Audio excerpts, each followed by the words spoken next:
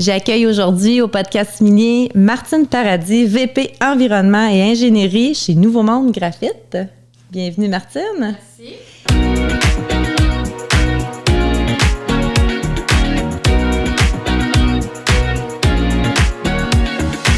Là, j'ai aligné plein de questions. J'arrive d'une conférence que tu viens de faire, puis en marchant, j'ai appris d'autres choses.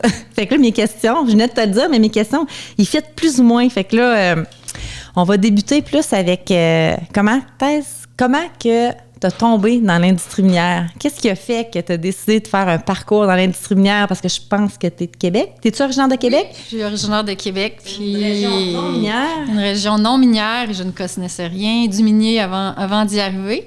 En fait, moi, j'ai toujours été intéressée à tout. J'aimais étudier, j'aimais le social, j'étais impliquée dans tout. Tu sais, j'ai parti de la récupération de papier à mon école secondaire. À ce moment-là, il n'y en avait pas. Puis, quand je suis arrivée pour entrer à l'université, vraiment, je voulais tout faire. Moi, je voulais m'inscrire dans tout. Je voulais être avocate, je voulais être professeur, je voulais être... Mais je me suis toujours intéressée à l'environnement, les meilleures pratiques. Puis j'ai vu un pamphlet qui décrivait le génie en géologie. Puis on parlait des eaux souterraines, décontamination de sites, etc. Puis moi, je n'étais pas du tout ici, j'avais jamais entendu parler de ça. J'ai fait « Ah, wow, ça existe! » Puis en plus, c'est un métier. Puis là, je me suis tout de suite inscrite. Une semaine avant le début des cours, je me suis inscrite, puis je suis rentrée. Puis, j'ai fait mon baccalauréat. Je suis allée... j'ai été embauchée par une petite firme qui s'appelait Expert Enviro Conseil. Puis, elle, à ce moment-là, bien, ça fait plus que 20 ans, il n'y avait pas encore beaucoup de firmes qui travaillaient que dans l'environnement minier. Mais ça commençait, là, les directives se resserraient, puis les mineurs recevaient des lettres des ministères, etc. Donc, cette firme-là a eu des contrats dans le secteur minier en environnement. Puis là, j'ai été mis là-dessus dès le départ. Puis là, ça me passionnait tellement que, en travaillant, j'ai demandé à mon patron, qui était un ancien professeur d'université, j'ai dit, je pense que j'aimerais retourner faire une maîtrise dans ce domaine-là. Ça m'intéresse de pousser ça plus loin. Puis il a dit, ouais, c'est super. Puis il était co-directeur avec une senior qui travaillait avec moi de ma maîtrise en environnement minier. Il m'a dit, je pense que si tu travailles là-dedans comme 50% de ton temps, tu sais, ça va être... Puis quand j'ai fini ma maîtrise, ben là, c'était tellement resserré, ça a tellement été vite que là, j'ai travaillé 200% là-dedans. Fait que j'ai tombé dedans, j'ai resté tout le temps de même, puis je suis rentrée dans le secteur minier, puis là, ça m'a tout le temps captivée. J'ai jamais pensé, après ça, à me réorienter ou aller vers d'autres choses que le minier. Quand on parlait de tantôt aussi, là, ça fait combien d'années que tu travailles dans l'industrie minière? Ça fait plus que 20 ans, là, depuis 2000. Ah, quand même, hein? OK. Comment tu vois justement, en étant là depuis 20 ans, comment tu vois la nouvelle génération? Puis comment tu vois l'intégration? Parce que tu dois le voir quand même chez Nouveau Monde, les nouveaux joueurs arrivés de la nouvelle génération.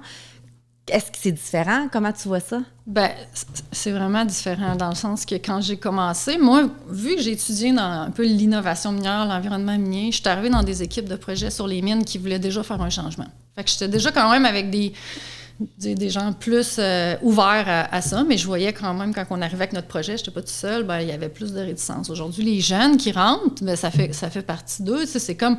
Je suis allée donner un cours introduction en génie, en géologie. Je donne 1 heure pour expliquer mon métier. Puis là, le professeur est obligé de dire, ouais, elle explique comme si c'était pas évident qu'il fallait intégrer l'environnement aux mines.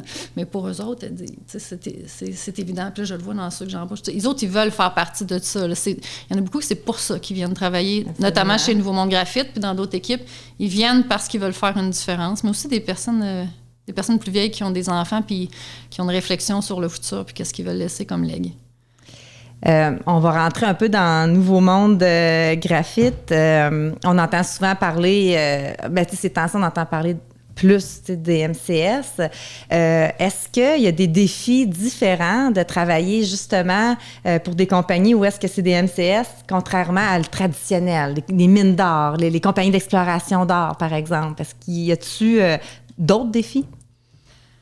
Au niveau des défis, bien, c'est sûr qu'il y a toute la partie dans les minéraux stratégiques et critiques de qualification. Tu sais, que tu vends de l'or, ça vaut tant sur le marché. Quand tu arrives dans les minéraux comme du graphite, bien là, faut que c'est tout un inventaire, c'est toute une expertise. Donc, il faut des gens spécialisés dans le graphite pour pouvoir avancer dans un projet de graphite, pas seulement le nôtre, n'importe quel projet, parce que tu dois qualifier, pas seulement nous, c'est du matériel d'anode, mais quelqu'un qui va aller avec des paillettes de différents marchés, il faut des connaissances au niveau du procédé pour conserver la paillette, etc. Donc, ce qui est différent d'un peu de le nickel, l'or, où c'est plus standard de ce côté. C'est une expertise de plus que la compagnie doit avoir pour arriver à un succès, ouais.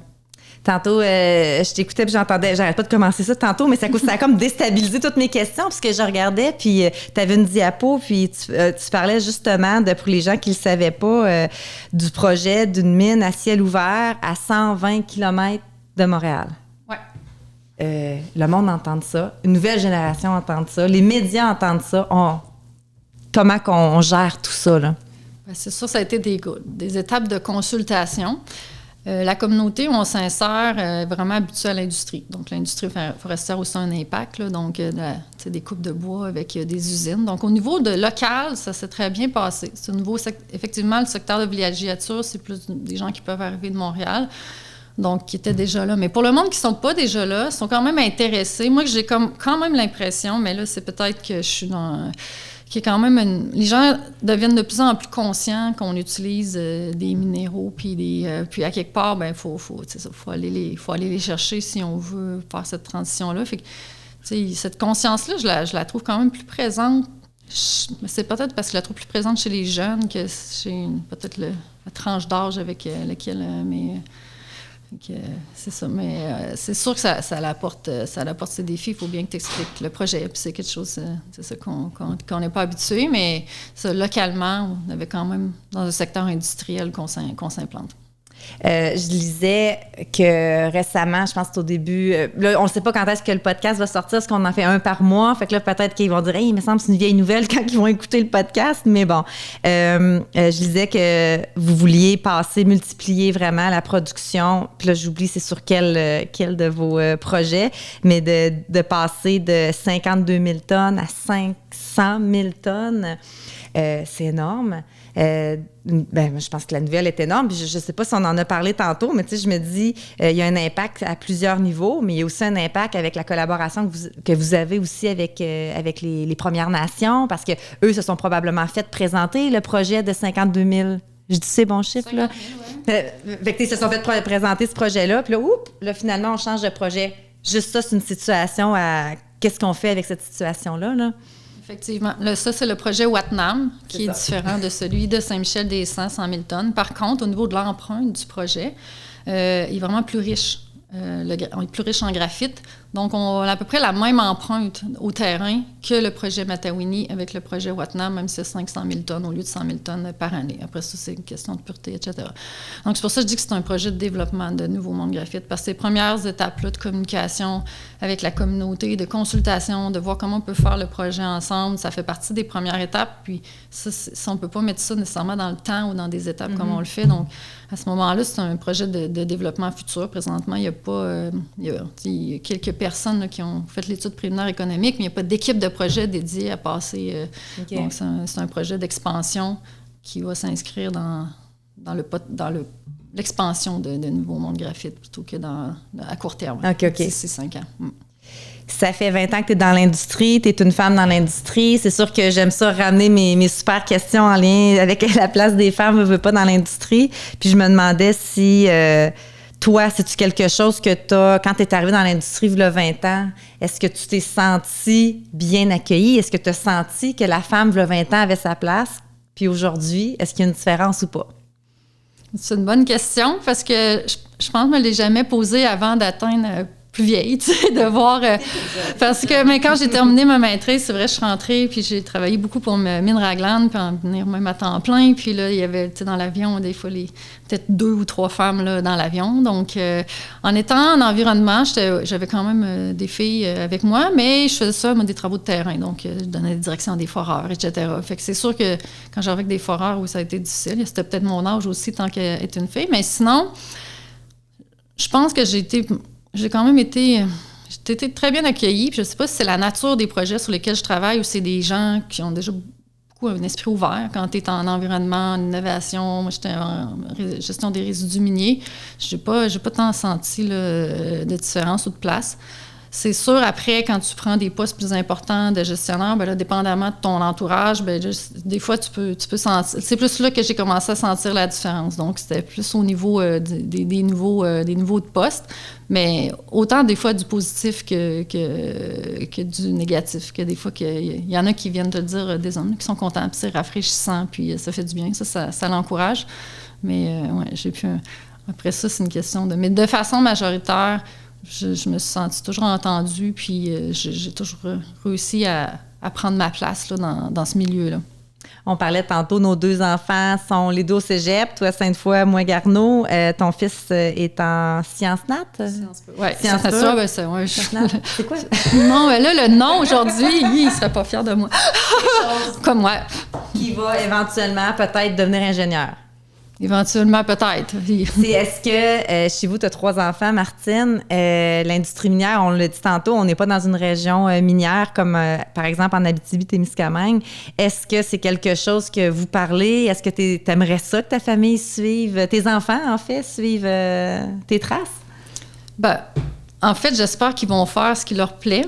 Puis je dis toujours, explore tous les métiers. Moi, je trouve que l'ingénierie... Explore dans le sens, l'ingénierie, c'est tellement large, je peux aller partout. Je trouve que c'est un super métier, mais il y a tellement de choses qui existent, probablement, que je connais pas. Tantôt, juste en environnement, il y a du monde qu'on embauche. Je me dis, un certificat en environnement de telle affaire, ça existe. Moi, il n'y avait rien, tu sais, quand j'ai fini. Fait qu'il y a une multitude de métiers.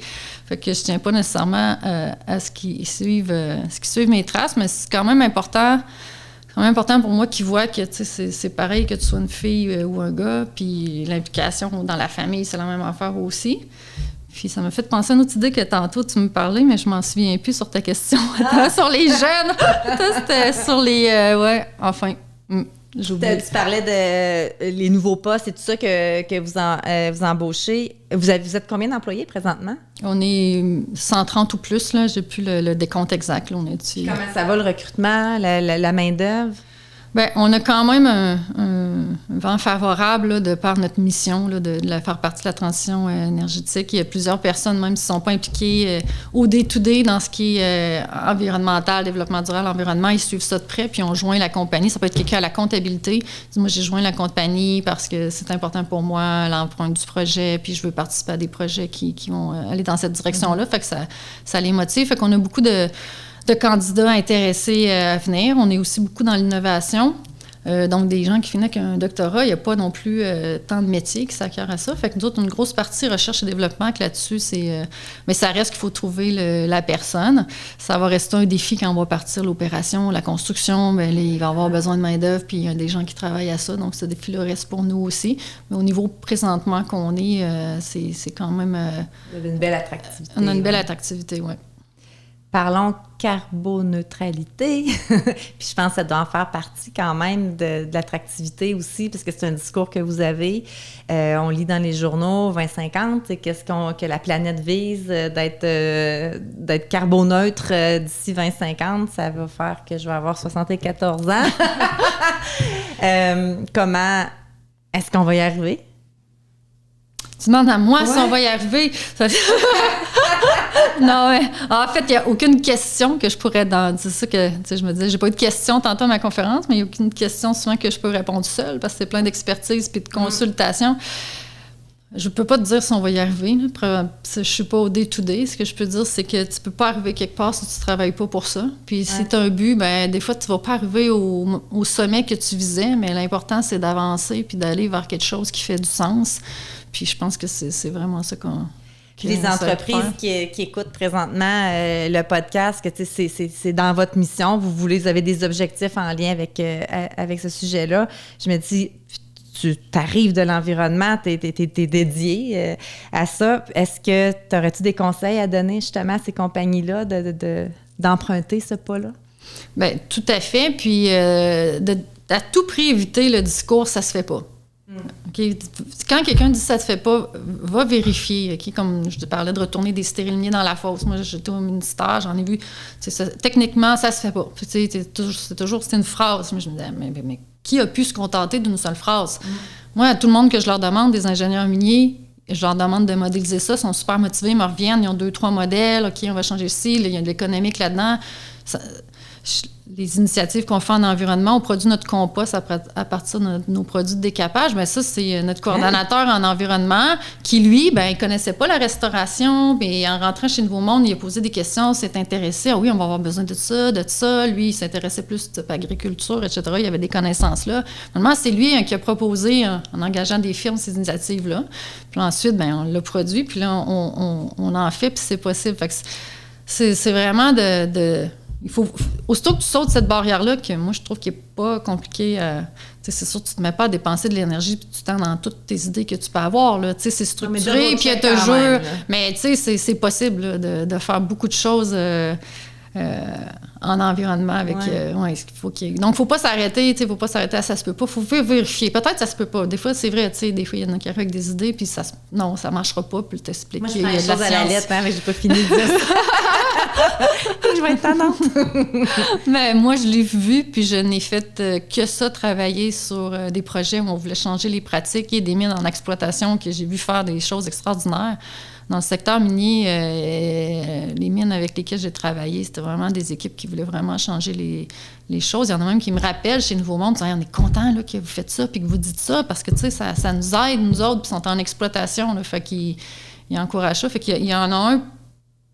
Il y a un groupe de personnes, là, d'individus, puis il faut juste qu'ils grossissent, puis il faut juste essayer de mettre ces personnes-là dans des postes un peu plus décisionnels aussi, là, pas juste dans les R&D, puis qui communiquent.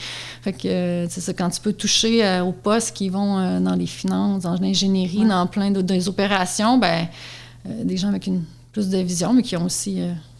filtré, il faut que tu peux pas non plus embaucher. On n'est pas 130 à travailler là, sur des idées. Là, tout le monde travaille sur quelque chose de concret. C'est pas 3M. Non, c'est ça. C'est quelque chose de concret qui est parti. Puis quand tu vois que ça peut fonctionner, bien là, après ça, tu mets des efforts. Hey Martine, super intéressant de t'écouter. Puis, j'avais vu, je te l'ai dit tantôt, j'ai vu quelques conférences de toi. Fait que, je voulais pas reposer nécessairement des questions en lien avec tes conférences, mais voir qui est Martine Paradis. Il y a beaucoup de monde qui te connaissent. Fait que je voulais aussi apprendre à te connaître. Fait que je suis super contente que tu aies accepté l'invitation. Merci beaucoup, c'est super pertinent. Merci, ça me touche beaucoup. Puis, je suis toujours contente de partager mon expérience. Puis ça peut inspirer ou répondre à des questions ou des gens. Ça me fait tout le temps plaisir. Puis la prochaine implication, là, ça va être Women in Mining, chapitre Québec.